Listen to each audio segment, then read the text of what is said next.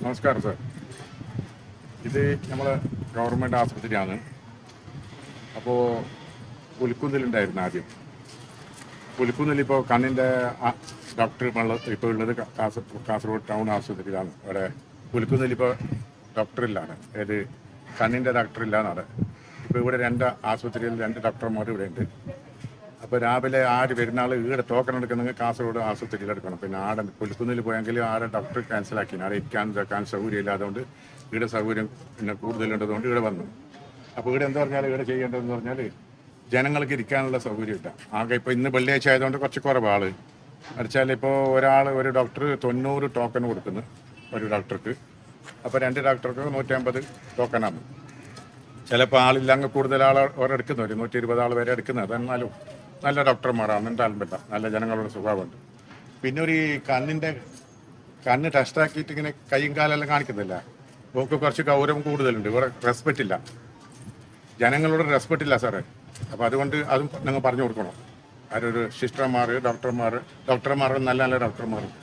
അപ്പോൾ ഇങ്ങനെ കണ്ണ് ടെസ്റ്റാക്കിയിട്ട് കണ്ണിൻ്റെ ഇങ്ങനെ നമ്പർ എടുക്കുന്നത്. അപ്പോൾ നിങ്ങൾക്ക് കുറച്ച് ഗൗരവം കൂടുതലുണ്ട്, കുറച്ച് റെസ്പെക്റ്റ് ഇല്ലാന്ന് പ്രായമുള്ള ആളോട്. അപ്പോൾ അതും നിങ്ങൾ ഒന്ന് ശരിയാക്കി തരണം. പിന്നെ അവിടെ ജനങ്ങളെല്ലാവരും ഇവിടെ വന്നിട്ട് ഇടുന്ന മരുന്ന് വേണം, എല്ലാ മരുന്നും ഇവിടെ ഉണ്ട്.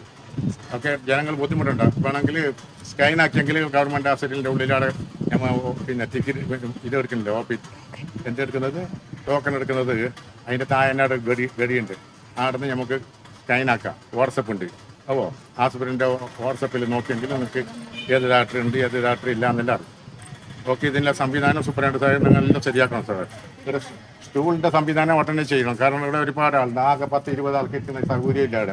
ഇവിടെ 100-150 ആളെല്ലാം ഇവിടെ ഉണ്ടാകുന്നു ഏകദേശം വന്നിട്ട് ടോക്കൺ. അത് ആരും ടോക്കൺ ഇല്ലാതെ മടങ്ങിപ്പോകുന്നില്ല. എന്താ പറഞ്ഞാൽ ഓരോ 100-130 വരെ ഒരാളെടുക്കുന്നു. പക്ഷെ ടോക്കൺ കൊടുക്കുന്നു 90.